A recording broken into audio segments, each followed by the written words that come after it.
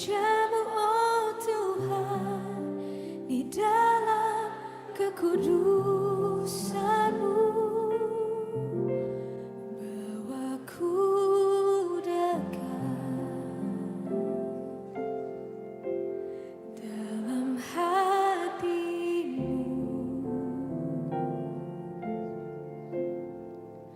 Ku rindu mendengar suara-Mu, oh Tuhan, di tempat kudus-Mu sekarang. Ku rasakan kasih-Mu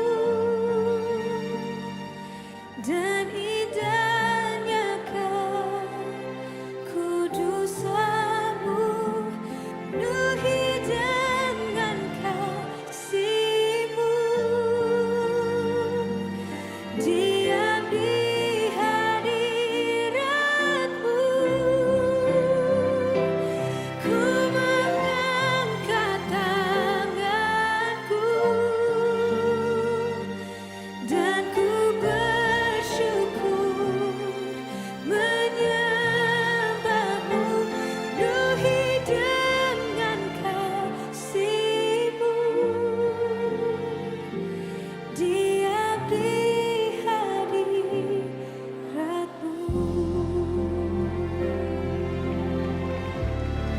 Yes, we welcome Your presence in this place, oh God. Oh, please, yeah. Penuhi hatiku dengan hadir-Mu. Kami rindu Tuhan, ku rindu memandang wajah-Mu, oh Tuhan, di dalam kekudusan-Mu. Bawaku dekat dalam hati-Mu. Ku rindu mendengar suara-Mu, oh Tuhan. Mazmur 91. Orang yang duduk dalam lindungan yang maha tinggi dan bermalam dalam naungan yang maha kuasa akan berkata kepada Tuhan, tempat perlindunganku dan kubu pertahananku, Allahku yang kupercayai. Sungguh, Dialah yang akan melepaskan engkau dari jerat penangkap burung, dari penyakit sampar yang busuk. Dengan kepaknya Ia akan menudungi engkau, di bawah sayapnya engkau akan berlindung. Kesetiaannya ialah perisai dan pagar tembok. Engkau tak usah takut terhadap kedahsyatan malam, terhadap panah yang terbang di waktu siang, terhadap penyakit sampar yang berjalan di dalam gelap, terhadap penyakit menular yang mengamuk di waktu petang. Walau 1.000 orang rebah di sisimu dan 10.000 di sebelah kananmu, tetapi itu tidak akan menimpamu. Engkau hanya menontonnya dengan matamu sendiri dan melihat pembalasan terhadap orang-orang fasik.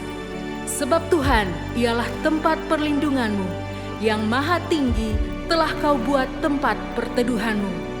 Malapetaka tidak akan menimpa kamu, dan tulah tidak akan mendekat kepada kemahmu.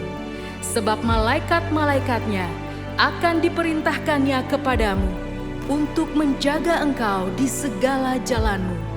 Mereka akan menatang engkau di atas tangannya, supaya kakimu jangan terantuk kepada batu. Singa dan ular tedung akan kau langkahi. Engkau akan menginjak anak singa dan ular naga. Sungguh, hatinya melekat kepadaku, maka aku akan meluputkannya. Aku akan membentenginya, sebab ia mengenal namaku. Bila ia berseru kepadaku, aku akan menjawab. Aku akan menyertai dia dalam kesesakan. Aku akan meluputkannya dan memuliakannya. Dengan panjang umur akan kukenyangkan dia, dan akan kuperlihatkan kepadanya keselamatan daripadaku. Shalom semuanya. Tahun 2022 adalah tahun paradigma yang baru. Secara umum, arti dari paradigma adalah sebuah cara orang memandang sesuatu. Paradigma yang dimiliki seseorang mempunyai peranan penting untuk menentukan bagaimana ia bersikap kepada kejadian yang dialami dan meresponi hal-hal yang terjadi dalam hidupnya. Saat kita mendengar mengenai paradigma yang baru, tentu kita berpikir, jika ada paradigma yang baru, pasti ada paradigma yang lama. Mari kita bandingkan keduanya. Perbedaan pertama adalah paradigma lama adalah hasil kejatuhan manusia di dalam dosa. Sedangkan paradigma baru ada proses manusia menerima karya salib Kristus di kayu salib. Perbedaan kedua, paradigma lama berasal dari dunia, sedangkan paradigma baru berasal dari Bapa di sorga. Perbedaan yang ketiga, manusia yang memakai paradigma lama berpandangan semua untuk diri sendiri, sedangkan orang percaya yang memakai paradigma yang baru mempunyai fokus untuk menyenangkan Tuhan. Perbedaan yang keempat, tujuan dari manusia yang memakai paradigma lama hanya semata-mata ingin dihormati dunia. Di sisi lain, orang percaya yang memakai pandangan yang baru mempunyai tujuan untuk membawa penghormatan hanya kepada Tuhan. Perbedaan yang terakhir, manusia yang memakai paradigma lama melakukan hal-hal baik hanya supaya tidak masuk neraka dan takut tidak diberkati. Di sisi lain, orang yang percaya yang memakai paradigma baru mempunyai motivasi untuk berbuat baik karena mereka sudah diselamatkan oleh Tuhan dan melakukannya dengan sukacita karena mereka mengasihi Tuhan. Jadi, setelah kita mengetahui perbandingan antara paradigma lama dengan paradigma baru di dalam Tuhan, tentu kita ingin hidup di dalam paradigma baru. Pertanyaannya, bagaimana kita bisa hidup dalam paradigma yang baru di dalam Tuhan? Yuk kita lihat contoh dari seorang bernama Zakheus. Zakheus adalah seorang pemungut cukai yang hidup di kota Yeriko, di mana pada zaman itu pemungut cukai dipandang hina karena dianggap melakukan pemerasan. Namun suatu kali, saat mendengar Yesus datang ke kotanya, dia memanjat sebuah pohon supaya bisa melihat Yesus. Perjumpaan dengan Yesus terjadi saat itu. Setelah bertemu dengan Tuhan Yesus, paradigmanya berubah. Tukang peras ini seketika menjadi murah hati. Saat itu juga dia berkata bahwa setengah harta miliknya akan diberikan kepada orang miskin. Dan jika ada yang pernah diperasnya, akan dikembalikan 4 kali lipat. Perubahan paradigma hanya bisa terjadi saat kita berjumpa secara pribadi dengan Tuhan Yesus. Kita tidak mampu dengan kekuatan kita sendiri. Bagaimana kita bisa mengalami perjumpaan dengan Dia? Pertama, tentu kita harus mengalami kelahiran baru. Apa itu kelahiran baru? Waktu kita mengakui dosa-dosa kita, menerima karya Tuhan Yesus yang mati di atas kayu salib untuk setiap kita, kemudian mengundang Tuhan Yesus untuk masuk ke dalam hati kita sebagai Tuhan dan Juru Selamat kita pribadi, dikatakan bahwa kita mengalami satu proses kelahiran baru yang supranatural. Firman Tuhan katakan bahwa orang-orang yang percaya dan menerima Tuhan Yesus diberikan kuasa untuk menjadi anak-anak Allah. Di samping itu, Tuhan Yesus mengatakan sebelum dia naik ke sorga bahwa kita tidak ditinggalkannya sendiri. Dia menjanjikan seorang penolong, yaitu Roh Kudus. Roh Kudus yang dicurahkan pada hari Pentakosta 2000 tahun yang lalu, kini ada bersama dengan kita. Bahkan sesuai dengan yang disampaikan oleh Gembala Pembina kita Pak Niko, bahwa kita sedang dalam masa Pentakosta yang ketiga, di mana Roh Kudus sedang dicurahkan dengan dahsyat, yang akan membangkitkan generasi Yeremia yang mencintai Tuhan Yesus dan menghasilkan penuaian jiwa yang terbesar dan yang terakhir. Roh Kuduslah yang akan memberikan kuasa kepada setiap kita untuk mengalami perubahan paradigma. Seperti yang dikatakan oleh Rasul Paulus, supaya kita tidak menjadi serupa dengan dunia ini, tetapi berubah dalam pembaharuan budi sehingga kita dapat mengetahui kehendak Allah, apa yang baik, yang berkenan kepada Allah, dan yang sempurna. Inilah paradigma yang baru itu. Namun, selain kita mengalami perubahan paradigma karena menerima anugerah keselamatan di dalam Tuhan Yesus dan pertolongan Roh Kudus, kita juga perlu berusaha untuk tidak menjadi serupa dengan dunia ini. Hal penting yang harus kita ingat adalah kita hidup di dunia ini hanya sementara. Firman Tuhan katakan, dunia ini sedang lenyap dengan segala keinginannya, tetapi orang yang melakukan kehendak Allah tetap ada untuk selama-lamanya. Biarlah kita fokus kepada kekekalan dan hidup selalu untuk melakukan kehendak Allah. Satu lagi, kita mengalami perubahan paradigma saat kita membaca firman Tuhan atau Alkitab. Membaca Alkitab dengan tekun akan merubah cara pandang kita menjadi sesuai dengan kehendak Allah. Karena di dalam Alkitablah dituliskan semua kehendak Allah bagi setiap kita. Nah, karena kita sudah lahir baru, sudah menerima Roh Kudus dan kuasanya yang dahsyat di masa Pentakosta ketiga ini, yang perlu kita lakukan supaya memiliki paradigma yang baru ialah, yang pertama, hidup tidak serupa dengan dunia ini. Yang kedua, tekun membaca dan mempelajari Alkitab. Dan yang ketiga, ikuti tuntunan Roh Kudus setiap hari. Mari kita hidup dalam paradigma yang baru dengan sukacita karena Tuhan Yesus sungguh mengasihi setiap kita. Untuk artikel lengkapnya dari tim teologi kami, silahkan klik link yang ada di atas atau scan QR Code yang tersedia. Tuhan Yesus memberkati.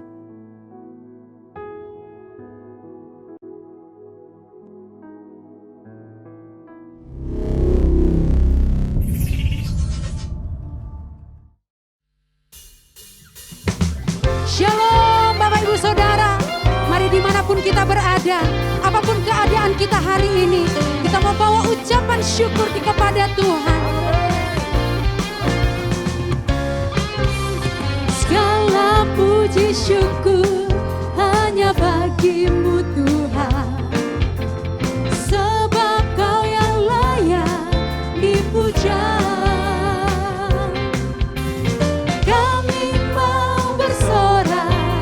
Tinggikan nama-Mu, haleluya.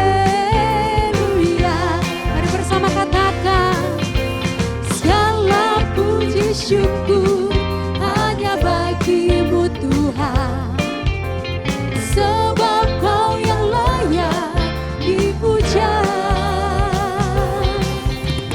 Kami mau bersorak, tinggikan nama-Mu.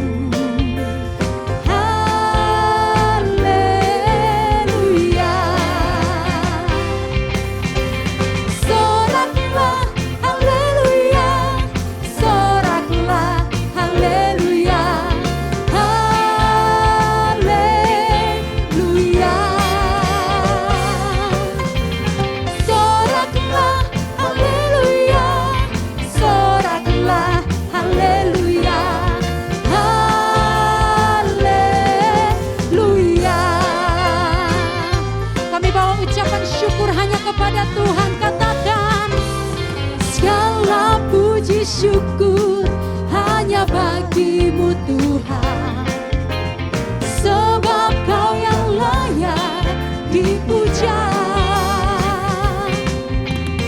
Kami mau bersorak, tinggikan nama-Mu. Mari di rumah-rumah bersama-sama katakan,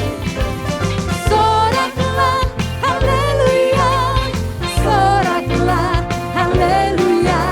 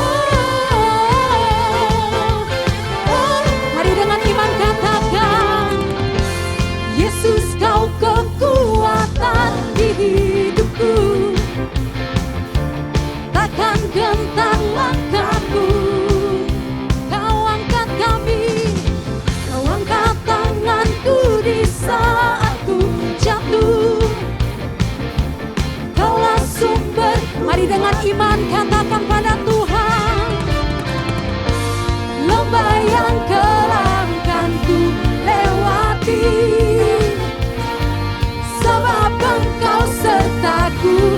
Dengan iman kami, dengan imanku ku diselamatkan oleh kuasa Yesusku. Ku angkat tanganku, ku sorakan haleluya, namamu berkuasa, surga bumi nyatakan. Ku angkat tanganku, Allah yang perkasa, berkuasa selamanya.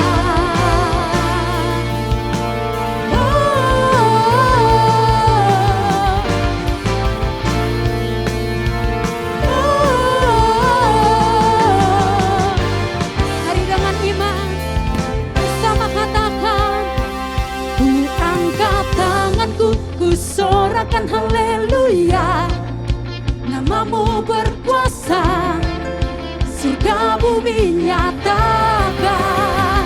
Ku angkat tanganku, nyatakan kau hebat, Allah yang perkasa, kuasa selamanya.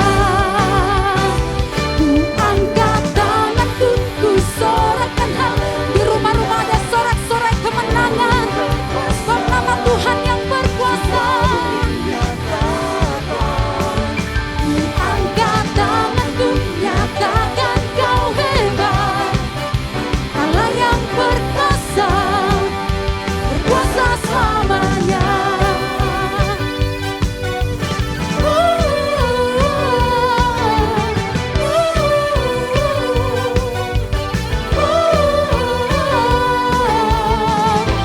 Tepuk tangan buat Allah yang berkuasa. Sorak-sorai haleluya. Sorak-sorai buat Tuhan Yesus. Engkau Allah yang perkasa terus ada di tengah-tengah setiap kami. Engkau Allah yang perkasa terus tinggal di dalam setiap kami. Untuk itu saat ini Tuhan, kami mau datang bersyukur di hadirat-Mu. Bersyukur buat segala yang Engkau kerjakan buat setiap kami.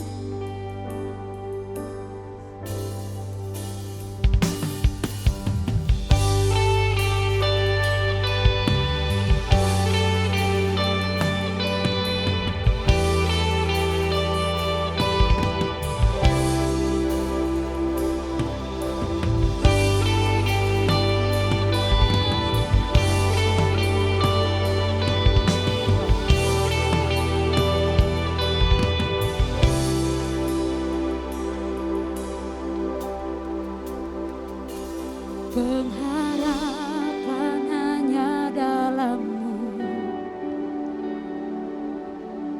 hanya Kau yang ku andalkan. Rencana-Mu terbaik bagiku, Engkau sumber kekuatan. Ajarku untuk menyelami karya dan perbuatan-Mu.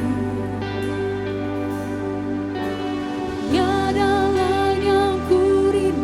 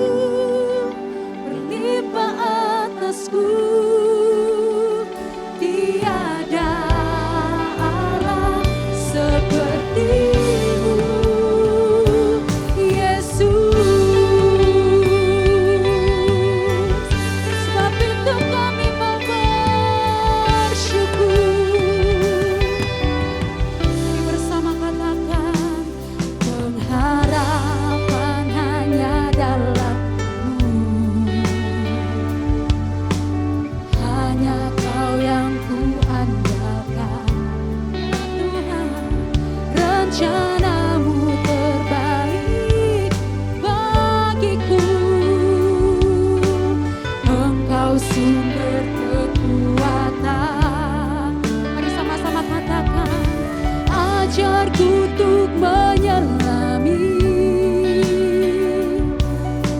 karya dan perbuatanmu. Tiada lain yang ku rindukan, tinggal di hadiratmu, bersyukur selalu atas kebaikanmu. Tiada berubah kasihmu dan anugerahmu berlimpah atasku. Tiada Allah. Mari yang mengalami anugerah Tuhan katakan syukur. Ya Tuhan, kebaikanmu berlimpah, tiada berubah kasihmu dan anugerahmu berlimpah atasku. Tiada Allah sepertimu, Yesus.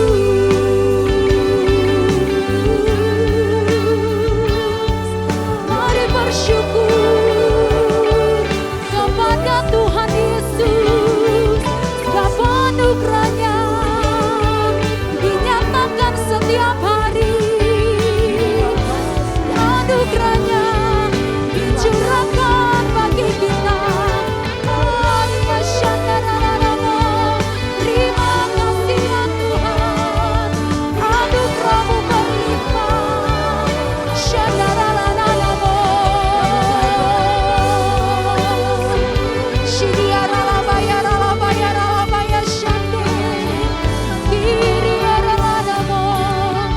Mari buka kedua tangan kita Bapak Ibu Saudara, bersama-sama alami anugerahnya. Katakan bersyukur selalu atas kebaikanmu,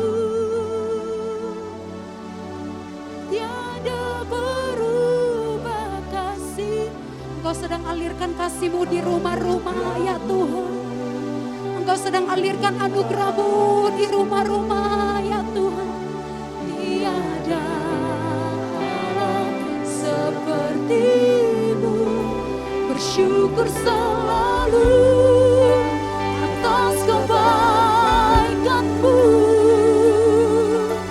Tiada berubah kasih-Mu dan anugerah-Mu berlimpah atasku. Tiada Allah seperti-Mu, bersyukur selalu atas kebaikan-Mu. Tiada berubah kasih-Mu dan anugerah-Mu berlimpah atasku.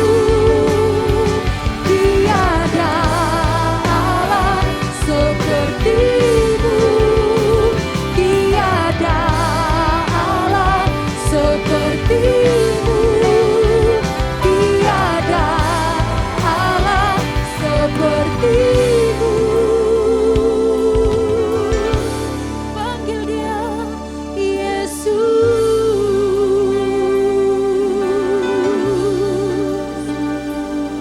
sembah Dia, sebab tiada Allah yang seperti Dia, yang mencurahkan anugerahnya.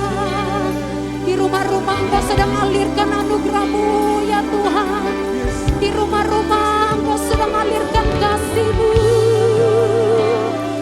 bagi kami yang bersyukur dalam keadaan apapun. Bagi kami yang bersyukur atas kebaikan-Mu.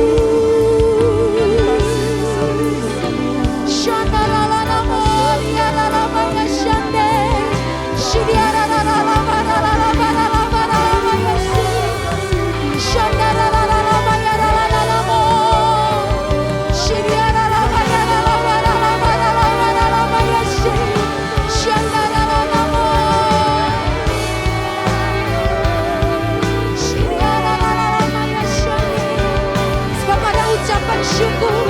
Di mana ada ucapan syukur, di situ ada mujizat Tuhan yang dinyatakan.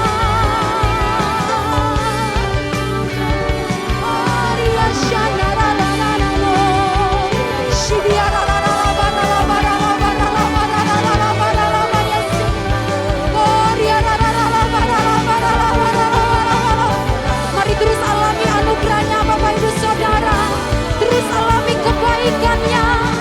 Dia alirkan, dia curahkan. Shandara la la la Maria Shande, Shibia la la la la la la la la la la la Yesu.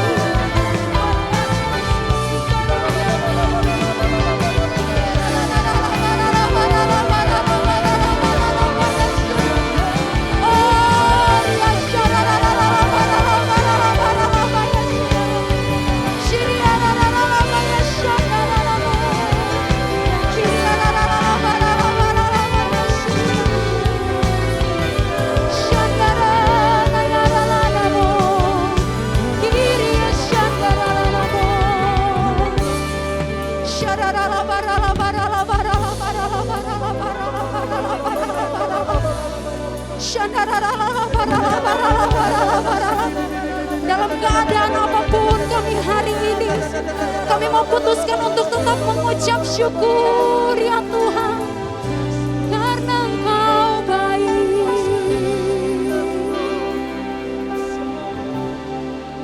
Ku bersyukur Bapa, ku bersyukur Tuhan, buat kasih setiamu di dalam hidupku. Ku bersyukur,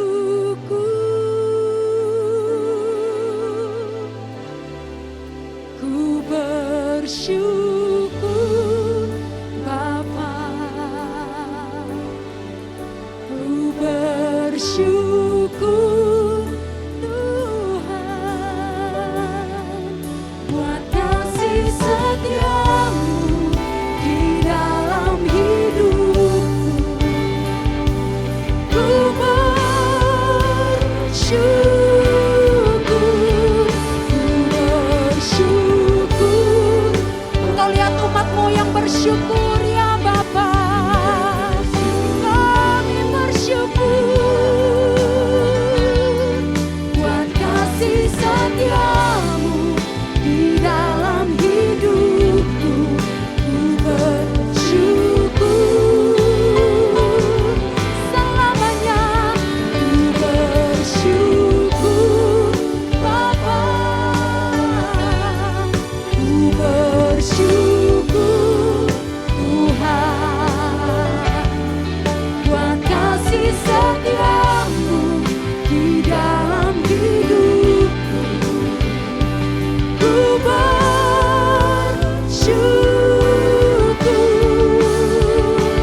Tuhan, kami bersyukur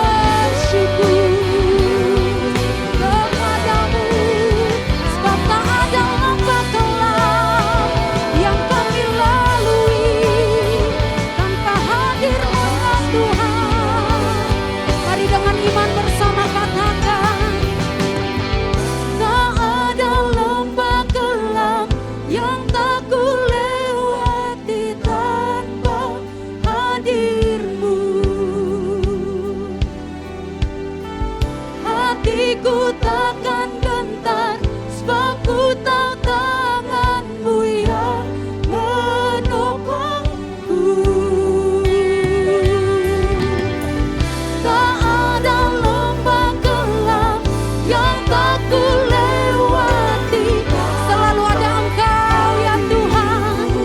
Hatiku takkan gentar, hatiku takkan gentar, sebab ku tahu tangan-Mu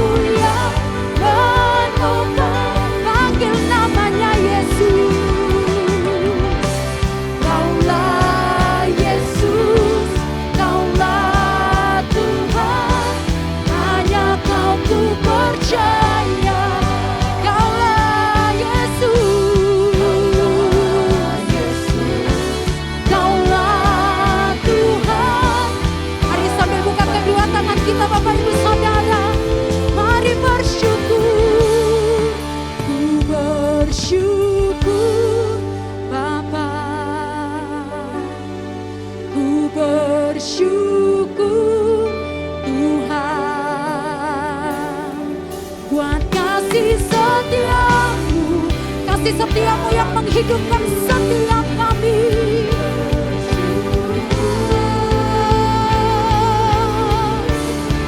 Ku bersyukur Bapa, ku bersyukur ya Tuhan, buat kasih setiamu di dalam hidupku. Ku bersyukur. Mari terus naikkan ucapan syukur dan katakan, ku bersyukur Bapa, ku bersyukur Tuhan, buat kasih setiamu di dalam hidupku.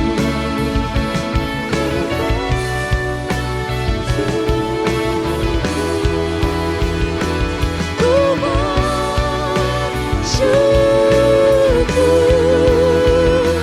ku bersyukur, panggil namanya Tuhan.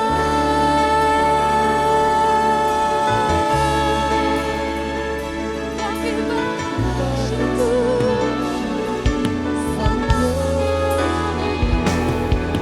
Yesus.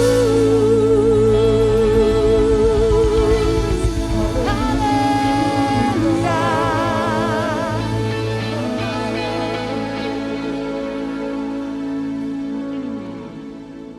Pentakosta ketiga. Pentakosta ketiga adalah pencurahan Roh Kudus yang dahsyat di zaman ini, melebihi yang terjadi di Azusa Street. Pentakosta ketiga akan mengakibatkan penuaian jiwa yang terbesar dan yang terakhir sebelum Tuhan Yesus datang kembali. Pentakosta ketiga akan membangkitkan generasi Yeremia, yaitu anak-anak muda yang dipenuhi Roh Kudus, cinta mati-matian kepada Tuhan Yesus, tidak kompromi terhadap dosa, dan akan bergerak untuk memenangkan jiwa.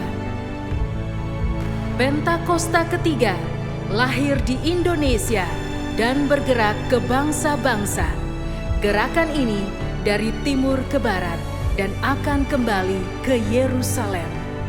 Pentakosta ketiga akan memberikan kuasa untuk menyelesaikan amanat agung, dan setelah itu Tuhan Yesus datang kembali.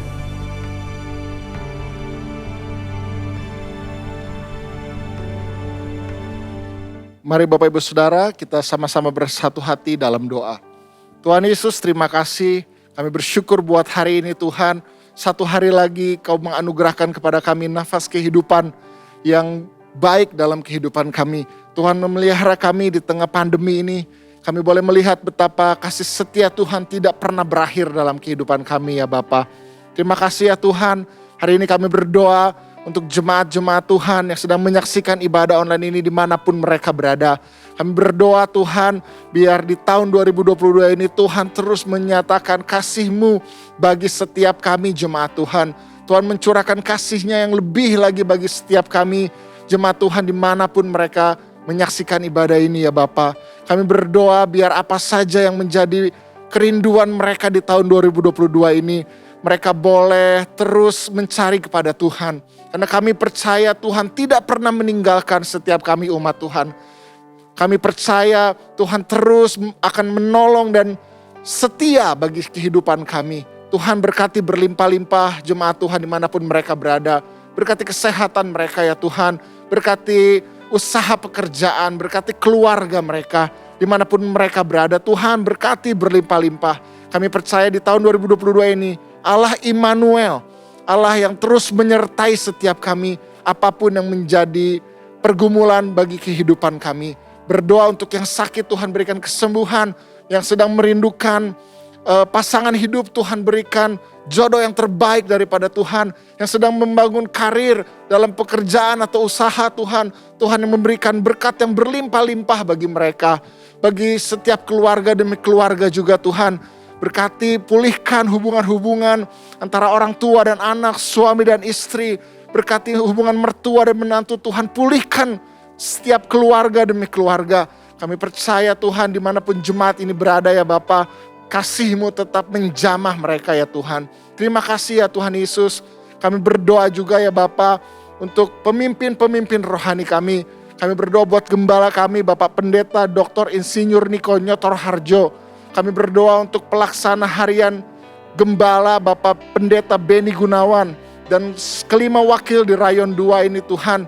Tuhan berkati hamba-hamba Tuhan ini agar mereka boleh memimpin gereja kami dengan takut akan Tuhan. Tuhan urapi mereka berlimpah-limpah. Penyertaan Tuhan sempurna atas kehidupan mereka ya Tuhan. Terima kasih Tuhan Yesus. Kami melihat betapa baiknya Tuhan bagi gereja kami. Kami juga berdoa ya Tuhan buat bangsa dan negara kami, bangsa Indonesia. Kami berdoa biar ada terus pemulihan di tahun ini.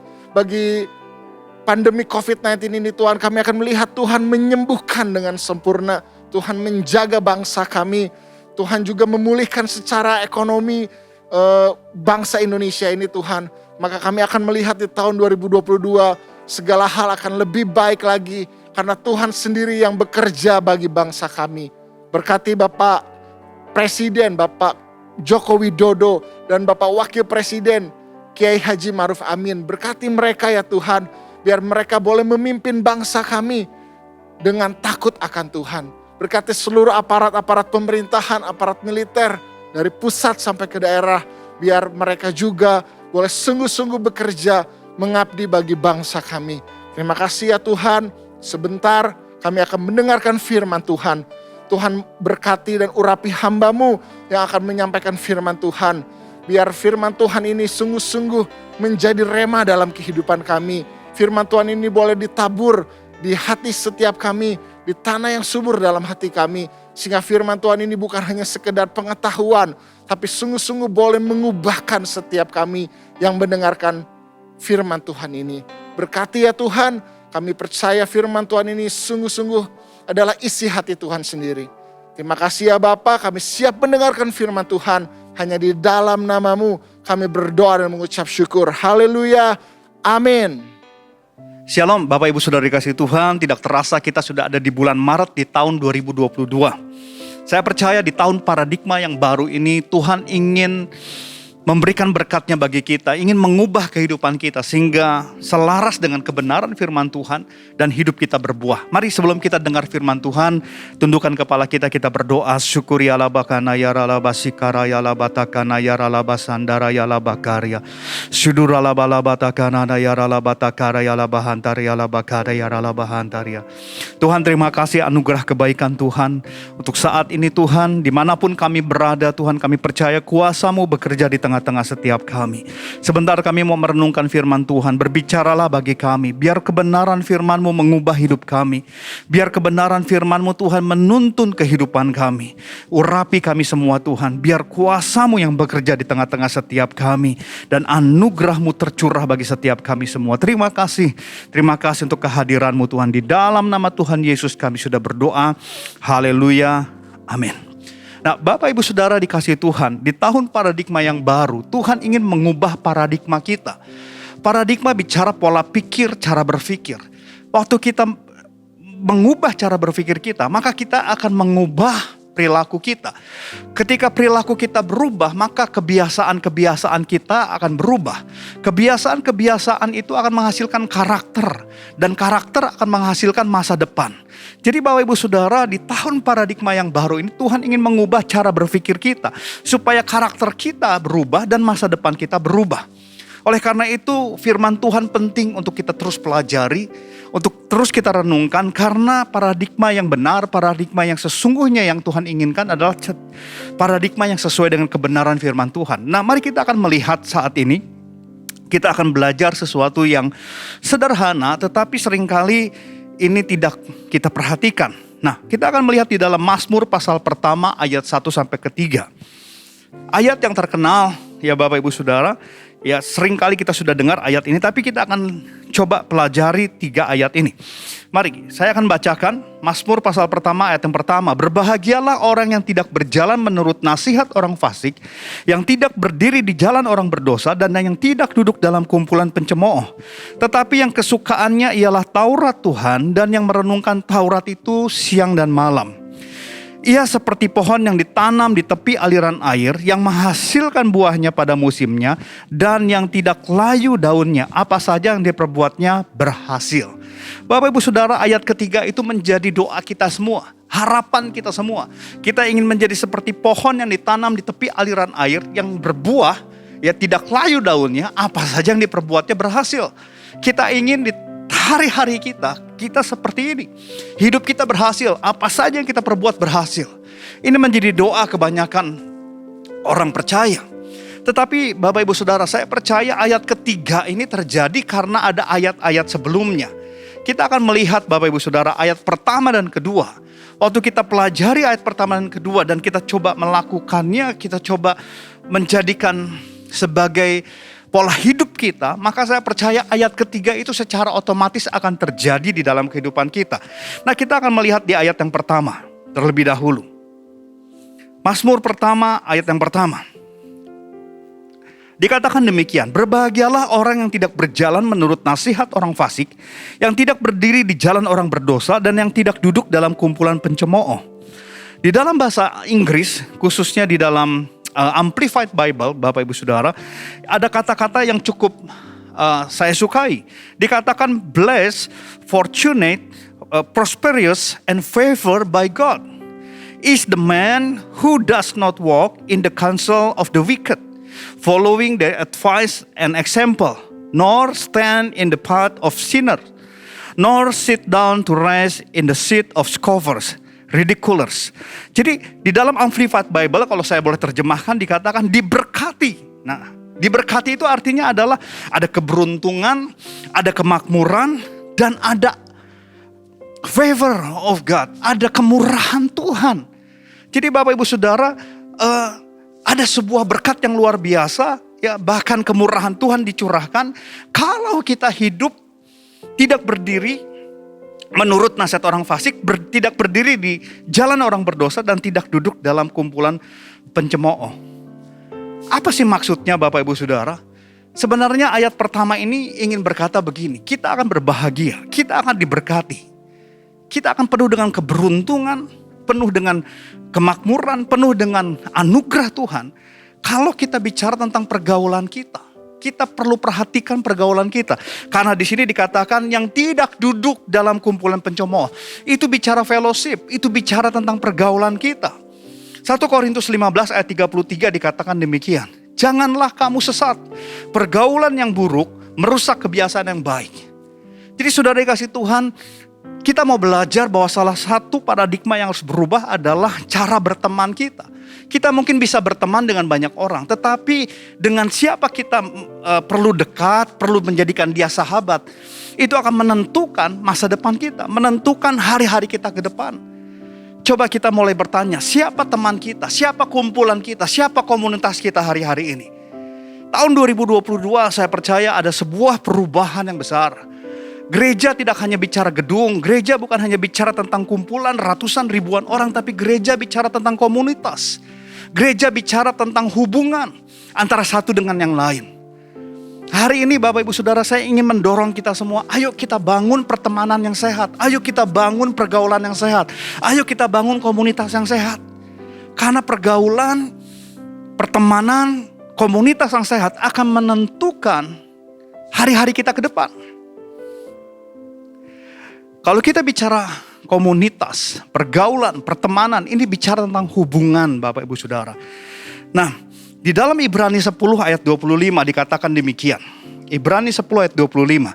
Janganlah kita menjauhkan diri dari pertemuan-pertemuan ibadah kita seperti yang dibiasakan oleh beberapa orang. Tetapi marilah kita saling menasehati dan semakin giat melakukannya menjelang hari Tuhan yang mendekat. Di dalam terjemahan Good News Bible, Bapak Ibu Saudara, Ibrani 10 ayat 25 ini diterjemahkan lebih jelas lagi. Dikatakan demikian, saya langsung pakai bahasa Indonesia. Marilah kita tidak menyerah pada kebiasaan bertemu bersama, seperti yang dilakukan sebagian orang. Sebaliknya, marilah kita saling mendorong satu dengan yang lain. Lebih lagi karena kita melihat bahwa hari Tuhan semakin mendekat. Jadi di dalam Good News Bible bahkan dikatakan begini, jangan menyerah untuk saling bertemu. Jangan menyerah untuk membangun hubungan satu dengan yang lain. Di dalam kumpulan orang-orang percaya. Jangan menyerah. Banyak orang menyerah. Ngapain sih bangun hubungan? Ngapain punya komunitas? Ngapain bangun pergaulan? Saya mau berteman dengan siapa aja. Saya mau bergaul dengan siapa aja. Bebas kan?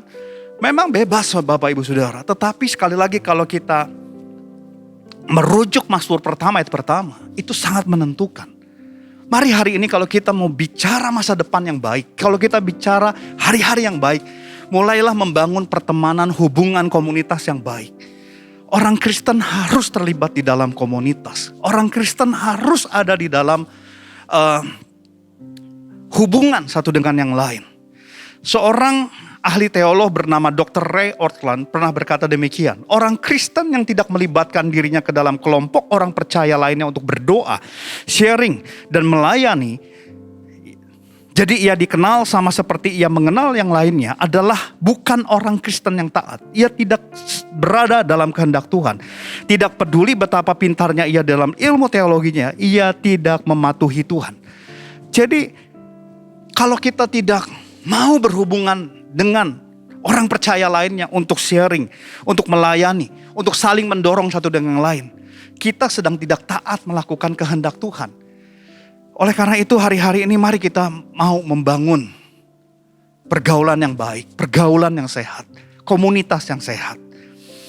Di dalam 2 Raja-Raja pasal yang kelima, Bapak Ibu Saudara, itu cerita tentang Naaman. Kita tahu semua tentang Naaman.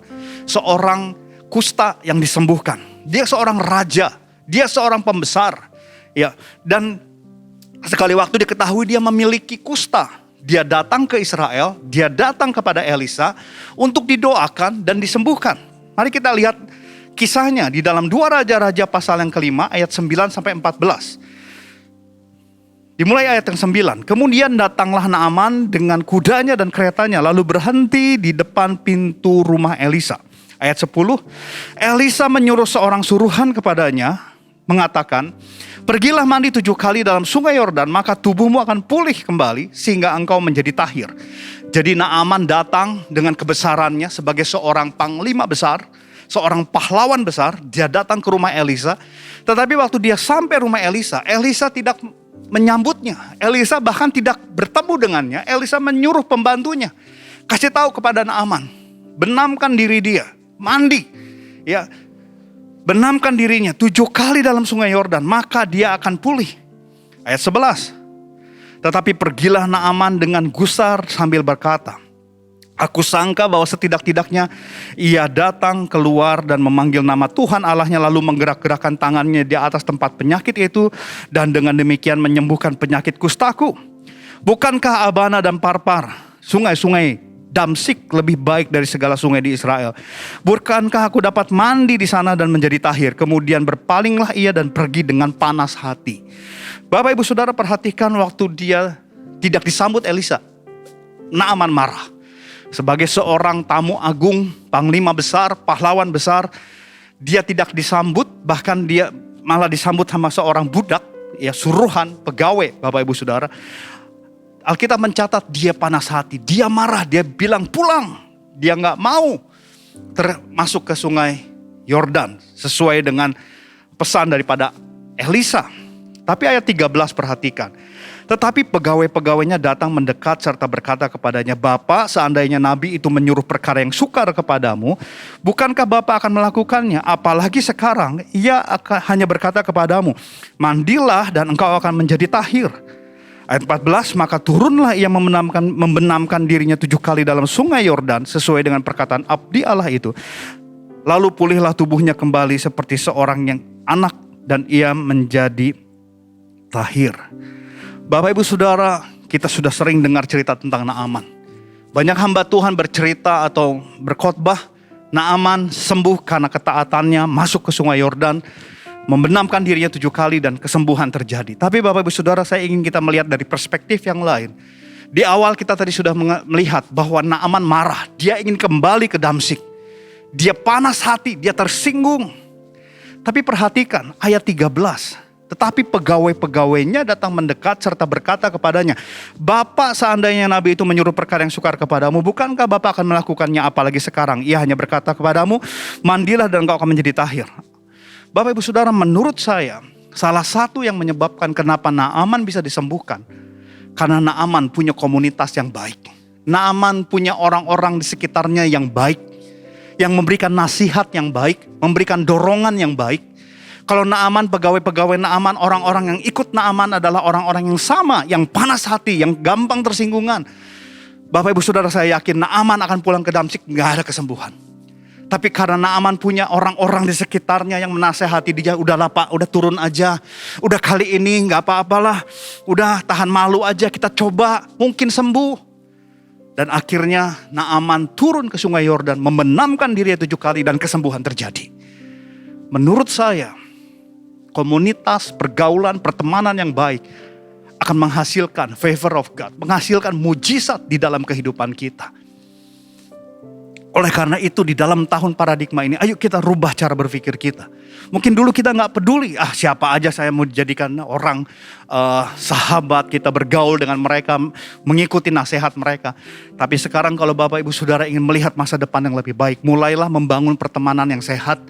Mulailah mencari sahabat-sahabat yang baik, sahabat-sahabat yang bisa mendorong kita, sahabat-sahabat yang bisa membawa kita semakin mengenal Tuhan. Itulah esensi daripada komunitas, hubungan satu dengan yang lain, saling mendorong, saling menguatkan, saling membangun. Seorang sosiolog bernama Chaeyeon Lim dari Wisconsin University, ya, bersama dengan University of Harvard, membuat sebuah survei, ya Bapak Ibu Saudara, dan mereka menemukan sebuah bisa dikatakan sebuah hasil dari survei tersebut. Dikatakan demikian, people who say they go to church every week but say that they have no close friend, they are not any happier than people who never go to church, Lim said. People who say they go once a month or less and say they have a couple of close friends in the church they attend tend to be happier than people who say they go every week but have no close friend. Survei ini menemukan sebuah kenyataan begini Bapak Ibu Saudara. Orang-orang yang datang ke gereja setiap minggu tapi tidak memiliki sahabat di gereja, tidak memiliki close friend, teman dekat di gereja, mereka hidupnya tidak lebih bahagia daripada mereka yang gak pernah ke gereja. Orang-orang yang ke gereja sekali sebulan atau 2 kali sebulan tetapi memiliki teman dekat di gereja, mereka jauh lebih bahagia hidupnya daripada orang-orang yang datang ke gereja setiap minggu tapi tidak punya teman dekat di gereja. Bapak Ibu Saudara, ini sebuah realita, sebuah kenyataan bahwa Mazmur pertama ayat pertama bicara pertemanan, pergaulan, komunitas itu penting. Itu akan menentukan hari-hari kita ke depan. Oleh karena itu Bapak Ibu Saudara, di tahun paradigma yang baru, yuk kita rubah cara berpikir kita. Waktu cara berpikir kita berubah, kita mulai merasa, saya harus berubah. Kita mulai mempunyai cara berpikir, saya ingin membangun pertemanan yang sehat, saya ingin membangun komunitas yang sehat, saya ingin membangun pergaulan yang sehat. Maka saya percaya itu akan melahirkan perilaku-perilaku yang sehat, kebiasaan-kebiasaan yang sehat, karakter yang sehat, dan pada akhirnya kehidupan yang sehat dan baik. Yang kedua, dengan cepat dikatakan bahwa ayat yang kedua. Ayat yang ketiga adalah tujuan kita, doa kita, harapan kita. Ya seperti pohon yang ditanam di tepi aliran air yang menghasilkan buahnya pada musim dan tidak layu daunnya. Apa saja yang diperbuatnya berhasil. Yang pertama kita sudah belajar mengenai pergaulan, pertemanan, komunitas. Yang kedua, Bapak Ibu Saudara, ayat yang kedua dikatakan, tetapi yang kesukaannya ialah Taurat Tuhan. Dan yang merenungkan Taurat itu siang dan malam. Bapak Ibu Saudara, yang kedua adalah yang kesukaannya ialah Taurat Tuhan. Merenungkan Taurat itu siang dan malam. Di dalam bahasa Ibrani, kata merenungkan itu bisa diartikan bisa diartikan mengucapkan terus menerus. Jadi Bapak Ibu Saudara, salah satu yang perlu kita bangun adalah mencintai firman Tuhan dan memperkatakannya terus menerus, tidak berhenti. Bahkan di dalam Message Bible, Bapak Ibu Saudara, ditulis begini, instead you thrill to God's word, you chew on scripture day and night. Di situ ada kata chew itu kayak makan permen karet, Bapak Ibu Saudara, terus dikunyah. Kita lihat binatang seperti sapi itu kan terus mengunyah makanannya, Bapak Ibu Saudara. Ya, dia makan, sepertinya makan tiap hari, tapi dia sebenarnya mengunyah, Bapak Ibu Saudara. Sepanjang hari dia terus mengunyah. Nah, kita perlu mengunyah firman Tuhan setiap saat dengan memperkatakannya. Ya, bahkan lebih lagi mengimajinasikannya, memvisualisasikannya. Jadi kita perlu hidupi firman Tuhan. Saya percaya kekuatan firman Tuhan. Saya percaya firman Tuhan ini akan menuntun kehidupan kita. Di dalam Mazmur 119-105 dikatakan bahwa firman-Mu pelita bagi kakiku dan terang bagi jalanku. Bapak Ibu Saudara, waktu kita mencintai firman Tuhan, kita menjadikan firman Tuhan itu adalah bagian yang tidak terpisahkan dari kehidupan kita. Maka saya percaya itu akan mengubah kehidupan kita. Itu akan mengubah cara berpikir kita. Itu akan mengubah perilaku-perilaku kita. Itu akan mengubah kebiasaan-kebiasaan kita. Dan pada akhirnya karakter hidup kita berubah. Firman Tuhan akan mengubahkan kita. Seringkali mungkin ada orang berkata, Pak, tapi saya baca Alkitab kadang-kadang gak ngerti. Bagi saya, Bapak Ibu Saudara, yang penting kita terus lakukan. Kita belajar terus menerus. Karena saya percaya firman Tuhan itu harus menjadi rema. Menjadi revelation. Dan waktu firman Tuhan itu menjadi rema, menjadi revelation, maka itu akan menjadi kehidupan bagi kita. Watchman Nee, Bapak Ibu Saudara, seorang penginjil di Tiongkok, yang dimana kehidupannya dihabiskan untuk memimpin gereja, untuk menginjil di Tiongkok di awal abad ke-20. Bahkan di tahun 50-an Watchman Nee ditangkap oleh pemerintah komunis di sana. Dan kemudian meninggal di penjara tanpa diketahui sebab-musababnya. Ya Bapak Ibu Saudara, seorang martir yang luar biasa. Watchman Nee pernah menulis sebuah kata-kata. Dikatakan, everyone who believe in God must have his revelation in his spirit. Or else what he believe is not God, but mere human wisdom, ideals or words. Such faith cannot endure the test. Dalam bahasa Indonesia dikatakan bahwa setiap orang yang percaya di dalam Tuhan harus memiliki pewahyuannya di dalam roh. Sehingga firman itu atau kata-kata itu bukan hanya menjadi sebuah teori. Iman yang berdasarkan teori tidak akan kuat menghadapi pencobaan atau ujian dalam kehidupan. Bapak Ibu Saudara, kita masih ada di tengah krisis. 2 tahun ini kita ada di tengah krisis. Kita menghadapi krisis pandemi COVID-19, baik secara kesehatan, ekonomi. Dan apa yang bisa membuat kita kuat? Firman Tuhan. Apa yang bisa membuat kita terus berjalan? Firman Tuhan. Apa yang bisa membuat kita terus melangkah? Kekuatan daripada firman Tuhan. Oleh karena itu, hari ini mari tanamkan satu hal dalam diri kita. Ayo mencintai firman Tuhan. Ayo cintai suaranya. Ayo kejar suaranya. Karena saya percaya suara dari surga akan mengubahkan kehidupan kita. Akan memberi kekuatan bagi kita. Jadi Bapak Ibu Saudara, Mazmur pasal pertama ayat ketiga, ya seperti pohon yang ditanam di tepi aliran air menghasilkan buahnya pada musimnya, tidak layu daunnya, apa saja yang diperbuatnya berhasil. Itu akan terjadi waktu ayat 1 dan 2 kita coba jadikan kebiasaan hidup kita.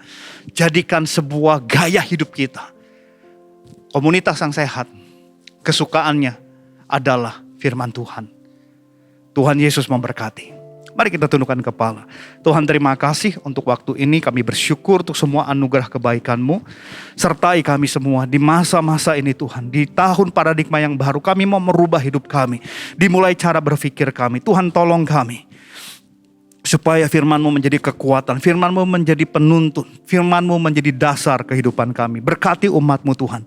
Dimanapun umat-Mu berada, Tuhan sertai di dalam nama Tuhan Yesus. Dalam situasi apapun, Tuhan yang memberi kekuatan. Setiap umat-Mu Tuhan dalam pergumulan, Tuhan beri kekuatan. Dalam masalah-masalah kesehatan, masalah ekonomi, hubungan di dalam rumah tangga, Tuhan pulihkan. Dalam nama Tuhan Yesus, kami percaya Tuhan, kuasa-Mu bekerja atas setiap umat-Mu. Terima kasih untuk kesempatan saat ini kami bisa merenungkan firman Tuhan. Di dalam nama Tuhan Yesus kami sudah berdoa. Haleluya. Angkat tangan saudara. Terimalah berkat Tuhan. Kasih karunia yang berlimpah-limpah daripada Allah Bapa dalam anak yang tunggal Yesus Kristus. Persekutuan yang manis dengan Roh Kudus menyertai saudara sekalian mulai hari ini. Sampai Tuhan Yesus datang menjemput kita di awan-awan dan bahkan sampai selama-lamanya.